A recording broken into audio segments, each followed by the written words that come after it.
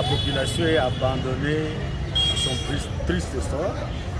Il n'y a aucune aide, il n'y a aucun encadrement, il n'y a personne qui s'occupe de la population. C'est triste. J'ai été là depuis avant-hier. J'ai observé ce qui s'est passé hier, la nuit, comment des enfants étaient en train de pleurer, sans nourriture, sans eau à boire, sans encadrement. C'est vraiment une situation de tristesse. Qu'est-ce que vous recommandez aux autorités sur le plan scientifique, mais également sur le plan humanitaire? Sur le plan scientifique, nous voulons d'abord voir clair dans ce qu'on appelle volcan, tantôt on parle de gaz. C'est tout le monde qui est devenu volcanologue ou volcanologue à Goma.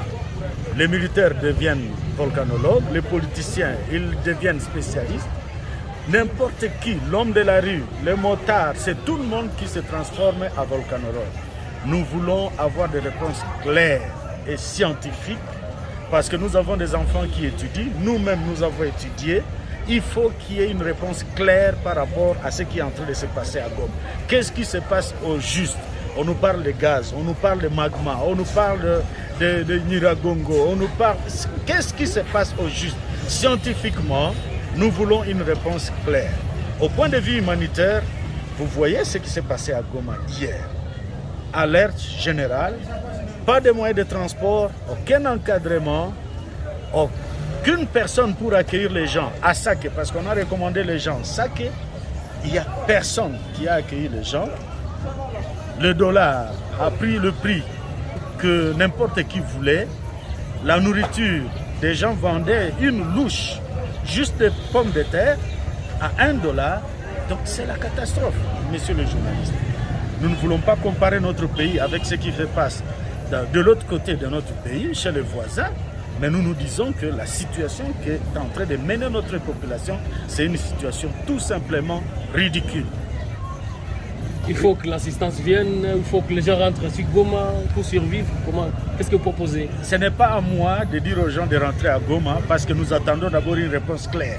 Qu'est-ce qui va se passer à Goma, moi et vous? Nous ne savons pas. Je sais que vous êtes journaliste. En lisant ce qui nous est dit et les communiqués qu'on nous lance, on sent que moi et vous, nous sommes dans une confusion totale. Faut-il rester à Kiwanja? Faut-il aller à Beni? Est-ce qu'il faut continuer jusqu'à Bukavu? Est-ce qu'il faut rester à Sake? Parce que certains, quand on dit rester à Sake, alors qu'on crée ce qui s'était passé au Cameroun avec le lac Nyos, donc une explosion. C'est parmi aussi des explications de beaucoup de gens. Est-ce qu'il faut attendre à Sake alors que le lac est à Sake? Donc, autant de questions que nous nous posons. Donc, la première chose, c'est d'abord une explication claire, scientifique, qui va être comprise par tout le monde et que l'État prenne des dispositions claires pour conduire la population. Nous sommes en train aussi de dénoncer le tourisme que nos ministres, qu'on appelle les Warriors, sont venus faire à Goma.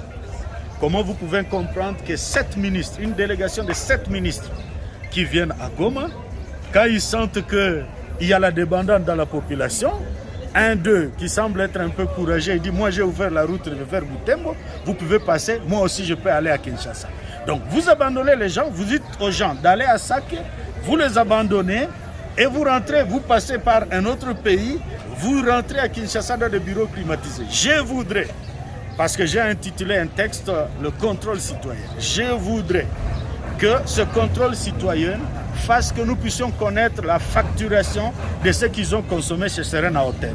Je sais ce que ça coûte chez Serena Hotel. Qu'on nous prélève les factures de ces ministres-là et qu'on nous prélève ce qu'eux, ils ont apporté comme don à la population. Parce que nous ne voulons pas parler ici de quelques sacs de haricots qu'ils ont amenés, du riz et de l'eau. Juste quelques bouteilles d'eau qu'ils ont dit qu'ils amènent dedans et quelques petits cartons de médicaments. C'est ridicule. Et nous sommes en train de dénoncer cela. Dans le contrôle citoyen, nous voulons que le peuple sache ce qu'ils ont consommé chez Serena Hotel. Cela fera qu'ils nous disent clairement qu'ils veulent tout simplement nous oublier, nous comme population du Nord Kivu, ou être ministre, c'est une occasion de bouffer de l'argent de cette vache, grosse vache qu'on appelle la République démocratique du Congo.